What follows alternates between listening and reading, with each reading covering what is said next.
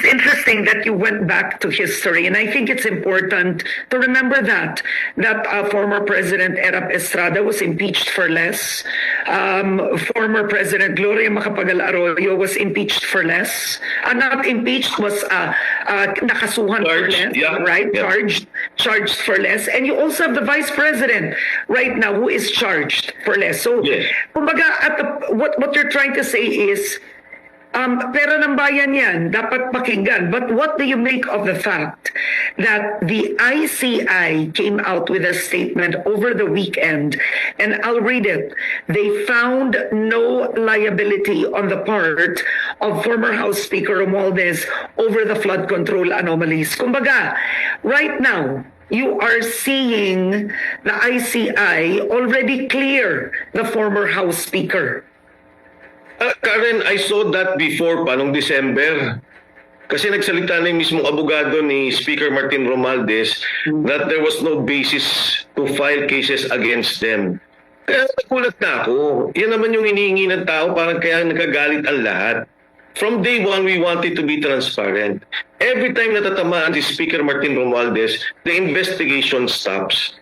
The time that he was invited to the ICI, wala. We didn't know what happened. He just submitted the affidavit. But I saw that. I read about the affidavit. Tapos parang wala na. In the committee, Blue Ribbon Committee, always they were citing yung parliamentary courtesy. That's why they didn't invite him. Wala. Wala mangyari dyan. Alam ng tao at galit ang tao sa nangyari. Up to now, since December, sabi ng Pangulo, may makukulong. Walang nakukulong. Lahat ng itinuturo, sabi nila si Saldico ang may problema. Nung nagturo na yung mga tao, in fact, sinabi ko there are deliveries to Speaker Martin Romualdez. Imbis na pakinggan nila yung mga Marines, immediately, outright lie, impossible, not true, credibility, not true. Para bang, di ba, Karen, if you file a case against a person, pupunta ka ng fiscal. If you have enough evidence na para bang may basis, then maglalaba kayo sa korte. Then it's where the other side will say, mali yan, yung credibility nyo is shot or there's wrong with what yung evidence na you're presenting.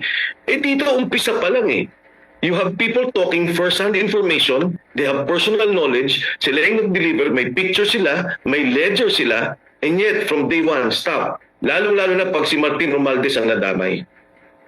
So my last question, I think we don't have enough time, 2 minutes left, but are you still optimistic? I mean, just hearing yourself right now with what you've said, umpisa pa lang, kinlear na, ayaw pakinggan, sinabi na sila ng NBI, ikaw din, sinabi na, pumunta ka ng NBI, you have the Ombudsman already stating that this happened before, during the time of Duterte, and the Ombudsman criticizing you as well. Let's not forget that. Kahit papaano, meron pa rin.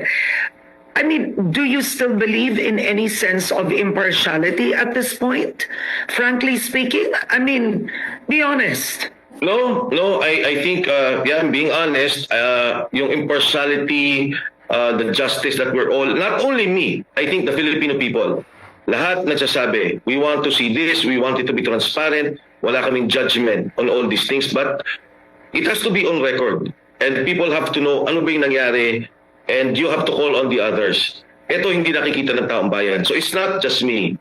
As to whether we will continue the fight, definitely. I think I embody the sentiment of many of the Filipinos na nakikita nila may mali, may corruption, may dapat may malagot, at may pera na dapat masoli.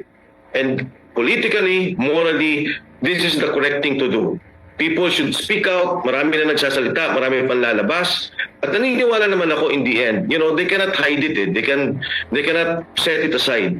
Eventually, lalabas ang katotohanan. At naniniwala ako, itong mga sundalong to, from Gutesa to the 18 Marines, walang motibo to, wala tong objective na kung ano man, nagtrabaho lang sila, at nakita nila na ito pala yung pera ng korupsyon na binabanggit, at alam nila yung nagiging epekto nito, nakikita nila sa mga Pilipino. From PhilHealth funds being taken, babaha yung mga tao, maraming namamatay. Ito yung mga epekto na nakikita nila. Okay. Is the Vice President in any way supporting your cause or the 18 Marines? The Vice President gave a statement, nabasa ko yun, na sinasabi niya, pakinggan nyo yung 18 Marines. But I have not spoken to her. I've not met her about it. We have not discussed anything about it. Hindi ko pa nga siya nakakausap for the longest time. Pero, for me, itong lumalabas na to, it's not just a concern of the Vice President. Ang tingin ko concern niya dito personal because nakita niya paano inoperate yung tatay niya, si Pangulong Duterte. But more importantly, I think yung taong bayan. Dapat makita nila kasi Karen, if this continues na kaya ng Kongreso, ng Committee on Appropriations alongside with the Senate, na ayusin yung budget natin, tapos i-organize yung corruption, kawawa tayo. Walang mangyayari sa ating bansa. This is the situation that we will see in the future na imbis na natapos sana yung subway, kinuha yung pera, nilagay sa iba. Imbis na, for example, now we're talking about yung gera, tumataas ang presyo. Kung yung palang pondo nilagay sa tamang irigasyon para dun sa ating mga magsasaka, these are all directly affecting us. And sabi ko nga sa mga liberal, kung si Pinoy buhay ngayon, nagwawala na rin yan. At kasama ko na isa sa nagsasalita tungkol dito sa problemang to. All right. On that note, I want to thank you. We don't have enough time, but we can speak again. I want to thank you so much for joining me today.